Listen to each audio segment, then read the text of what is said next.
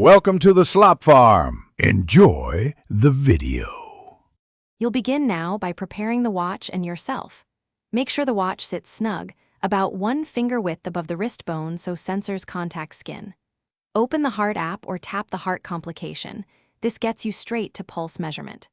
Once done, sit comfortably and relax for 1 to 2 minutes to stabilize your heart rate. This reduces noise and makes the sensor readings more accurate, so you can trust the number the watch displays. Now take the reading, tap the Heart app and hold your wrist still at heart level. This helps the photoplethysmography sensor detect pulse consistently. Wait about 10 to 15 seconds as the watch collects several beats and filters motion. Monitoring interruptions show if you moved. Once you have the number, note whether it's resting, elevated, or low versus your typical range. If you need clinical detail, use the ECG or blood oxygen app. Make sure your watch model supports them before relying on those features.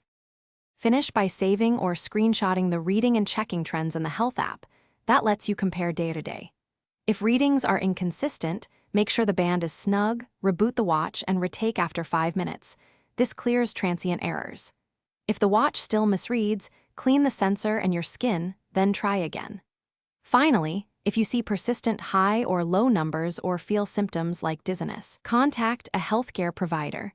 Wearable data can guide decisions, but doesn't replace clinical evaluation. Thanks for watching. Consider subscribing if we helped you today.